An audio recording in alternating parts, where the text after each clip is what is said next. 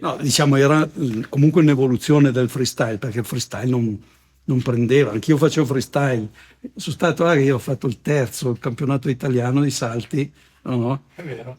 Giuro, a Montepora, l'Arena Montepora, ho arrivato terzo degli italiani e vabbè, aveva vinto il Damiano con un doppio salto mortale, invece secondo ero un altro attesino, io terzo perché ho fatto un salto in lungo e ho fatto 6 manovre, dopo erano poco più che spaccate, twist, e vabbè, tutte ste cagate qui. Ben ritrovato sul mio canale, questa è la quarta puntata, il quarto episodio di 11 in cui ti racconto la storia dello snowpark del Mottolino e come potrai aver già intuito, anche oggi sarà un episodio epico. Chi hai appena sentito parlare è Fabio Bormolini, che da oltre 30 anni è il responsabile tecnico di Mottolino e non solo. Fa un sacco di cose, veramente tantissime, e tra tutte le sue mansioni c'è quella di direttore piste.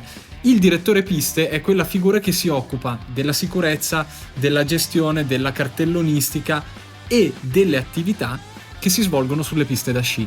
E proprio tra queste attività, indovina, c'è lo snowpark. Ecco, finora io ti ho sempre solo parlato dello snowpark visto dal punto di vista di Lele, di Chicco, di Walter. Ti ho parlato di un sacco di cose fighe, tra cui la rivista giapponese Snow Style, le collaborazioni di Walter con Benetton, lo snowboard subacqueo. Bene, in questo episodio però ti voglio parlare della stessa cosa, ma vissuta da un altro punto di vista. Vissuta dal punto di vista di chi lavorava per Mottolino. In sostanza, il punto di partenza è: perché Mottolino ha voluto scommettere sul successo dello snowboard e dello snowpark? Prima di scoprirlo però, io come al solito ti lascio 3 secondini per iscriverti al canale, perché più iscritti significa più contenuti, cose più fighe, il canale cresce, mi dà la possibilità di fare contenuti sempre più incredibili. Per voi non cambia niente, per me è importantissimo, quindi 3 secondini qui sotto. Bene, è il 1994 e come già saprai, Lele della Fonte in quell'anno si prende l'impegno di costruire il primo halfpipe in fondo alla pista del Mottolino. C'era l'esigenza di toglierle dalle palle, no? Cioè di non averle lì proprio in mezzo alla pista, no? Non contenti di saltare in pista, utilizzavano anche le palline di legno, diciamo come ostacoli da battere, o no? Quasi fossero dei rails su cui saltare, e a un certo punto addirittura, perché prima erano solo dei paletti tipo bambù, 2 centimetri di diametro, siamo arrivati a mettere dei paletti da 5x5 per dire voglio vedere come fanno a spaccarli. E vabbè, magari non li spaccavano, ma ce li piegavano ed erano sempre a terra lo stesso, no?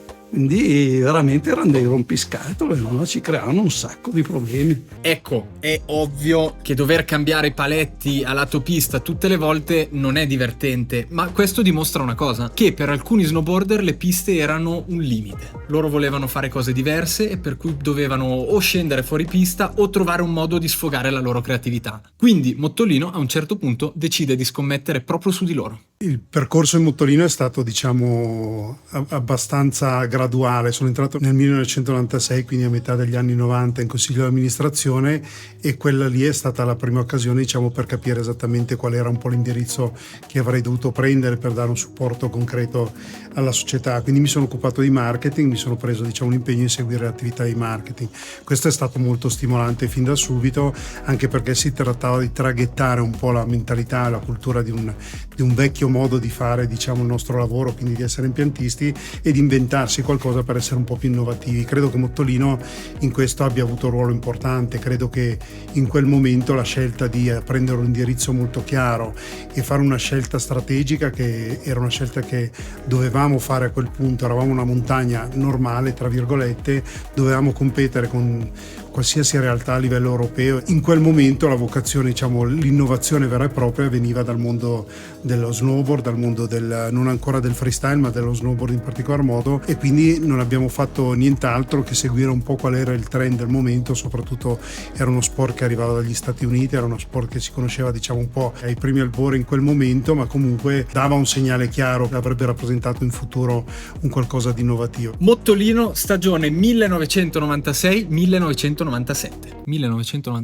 grandissima annata, signore. Comunque, quello che avete appena sentito parlare è Marco Rocca, amministratore delegato di Mottolino, e per chi non lo sapesse e anche mio papà. Non ti dirò che ha vinto 3 volte i campionati del mondo di snowboard, 4 volte gli italiani e 10 volte gli europei.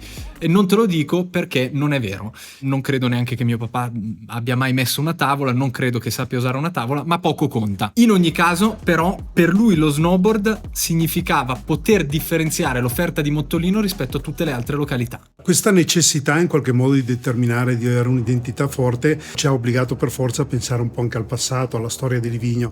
E guarda caso nella storia di Livigno c'era una storia importante già di freestyle, perché si parlava già di atleti olimpionici che facevano gare di Coppa del Mondo, andavano alle Olimpiadi in quelle che erano le vecchie discipline, qualcune delle quali per esempio il balletto non c'è più oggi, però c'erano gli aerials, c'erano discipline delle gobbe che sono tuttora discipline olimpiche e che avevano in qualche modo un panorama importante, ora erano rappresentate in qualche modo da atleti di Livigno più o meno professionisti, poi non tutti lo erano. In quei periodi gli atleti, diciamo, un po' più di spicco erano prima di tutto la famiglia Mottini, che aveva degli esponenti importanti, ma poi c'erano tutta un'altra serie di ragazzi a suo tempo, che oggi non lo sono più, che si erano affacciati al freestyle, che erano Jerry del Cielo addirittura, che era insomma un personaggio che ha gravitato a Livigno da romagnolo trapiantato a Livigno, ma che si era un po' dilettato in questo sport, piuttosto che Luigi Martinelli, piuttosto che Damiano Bormolini. C'erano un sacco di atleti, il famoso Titi Fulmine, che era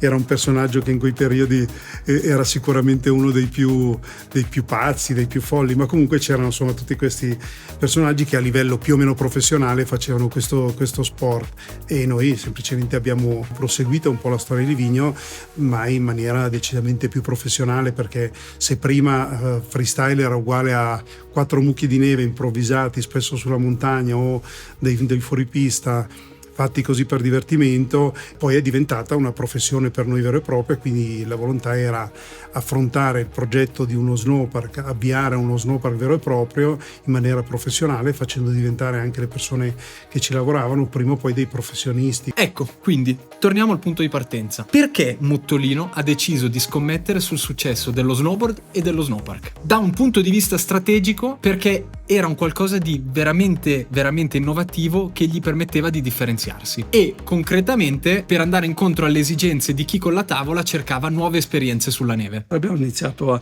tenerli lontano dal bordopista qui sulla Mottolino. Il primo pipe era dove c'è adesso quella valletta ancora, e avevamo delimitato la pista sopra per lasciarli loro sul bordopista, diciamo, no? E quindi dopo abbiamo pensato di portarli in cima al Mottolino, facendo comunque anche delle strutture in terra. Avevamo fatto una base sotto per fare questo halfpipe, no? Quindi da lì si è iniziato a pensarlo in maniera un po' più strutturata, e allora lì, quando c'era questa idea di credere veramente su questa diciamo disciplina, si è detto no, allora bisogna cambiare completamente impostazione, e allora dopo è stato localizzato a Trepalle. Ora, ricordiamoci che per i primi anni, quando parlo di snowpark, si parla di halfpipe e qualcosina in più, ma veramente praticamente un halfpipe e un salto. Gli shaper che ci lavoravano, tra l'altro, non erano neanche stipendiati, e i gattisti non erano abituati a lavorare su strutture simili. Per arrivare ad avere il primo vero e proprio snowpark di Mottolino, bisognerà aspettare la stagione 2000-2001, quando Mottolino decide di fare una mossa strategica e decisiva per la crescita dello snowpark, ma questa è un'altra storia, quindi noi ci vediamo nel prossimo episodio. Grazie per aver seguito, ciao! Non ti dirò che ha vinto 3 volte campionati italiani e 2 volte mondiali di halfpipe. Ma chi? Io? Tu? No, non ti dirò niente. Ok, la cosa è non ti dirò che ha vinto 3 volte. Ah, ok, ma infatti dicevo, oh, cos'è sta roba che io non so niente. Ben ritrovato. No, rifacciamo. Bene, perfetto. Bormolini anni no, facciamo. Bravo Ian. Style. No, aspetta, rifacciamo. No, rifacciamolo. No, ha voluto scommettere sul successo. Ok. Qui sotto rifacciamo. No, perché devo fare sto freestyle inutile?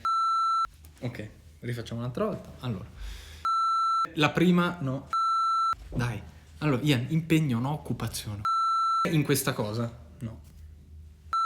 Questa scelta è stata fatta per... Oh, azzeccata al primo colpo. Tra l'altro, l'halfpipe... No, questo qua lo devo rifare. gli shaper che ci lavora. No. Ste braghe basse, che porco di perché fumare queste sigarette un po' strane. Un po' condite.